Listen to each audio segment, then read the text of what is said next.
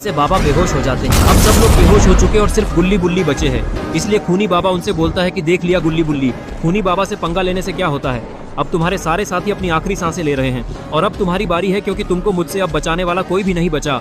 तो अब तुम दोनों भी तैयार हो जाओ मरने के लिए। ये सुनकर गुल्ली को बहुत गुस्सा आ जाता है और वो बोलता है कि खूनी बाबा, हम दोनों को किसी की भी जरूरत नहीं है। तुम्हारे लिए तो हम दोनों भाई ही काफी है और तुमने हमारे दोस्तों को हाथ लगाकर अच्छा नहीं किया।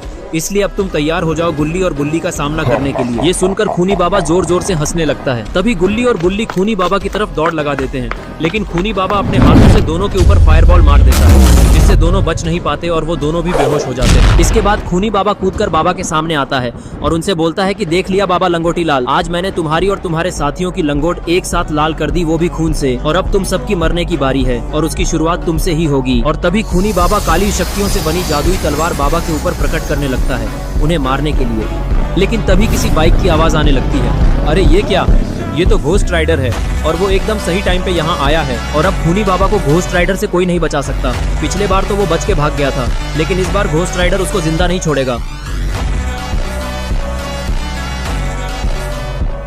घोस्ट राइडर को देखकर खूनी बाबा को गुस्सा आ जाता है और वो उससे कहता है, घोस्ट राइडर आ गए तुम, बड़ी देर से आए हो।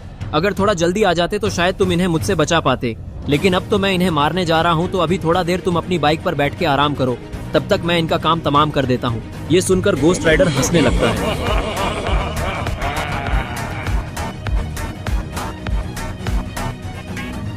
और वो कहता है, अरे नादान खूनी बाबा, शायद तू भूल रहा है कि पिछली बार मैंने कैसे तेरा गेम बजा डाला था और तू कुत्तों की तरह दुम दबा के भगा था, लेकिन इस बार तुझे भागने का मौका नहीं दिया जाएगा।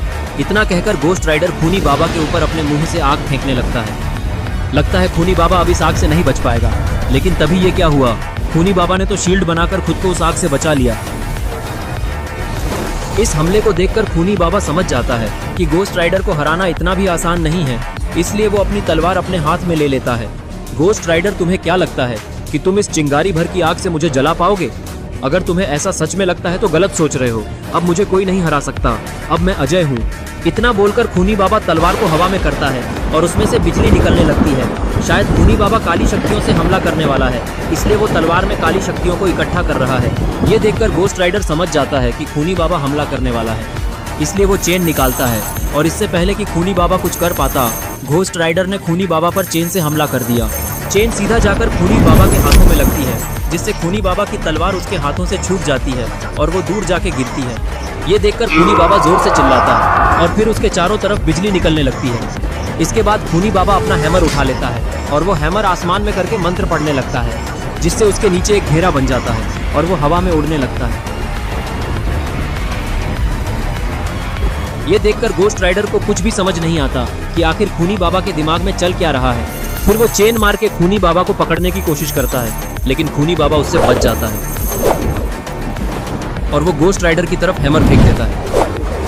हैमर आता देखकर घोस्ट राइडर हैमर के ऊपर चेन मार के उसे दूसरी तरफ डाइवर्ट कर देता है। ये देखकर खूनी बाबा हैरान हो जाता है और वो घोस्ट राइडर से कहता है कि तुमने इसे इतनी आसानी से मेरे हमले को रोक कैसे लिया?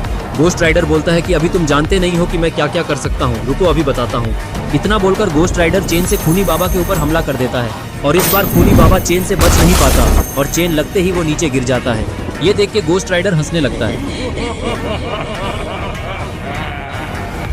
लेकिन खूनी बाबा उठकर खड़ा हो जाता है और वो जब घोस्ट राइडर को अपने ऊपर हंसते हुए देखता है, तब उसे अपनी बहुत बेइज्जती लगती है और वो अपनी आंखों से घोस्ट राइडर के ऊपर लेजर मारने लगता है। ये देखकर घोस्ट राइडर लेजर को अपने हाथों से रोकने लगता है। घोस्ट राइडर को ऐसा करते देख खूनी बाबा को बहुत गुस्सा आता है और वो लेजर की पावर बढ़ाने लगता है, जिससे घोस्ट राइडर को लेजर रोकने में थोड़ी दिक्कत होने लगती है, लेकिन वो फिर भी लेजर रोक पा रहा था।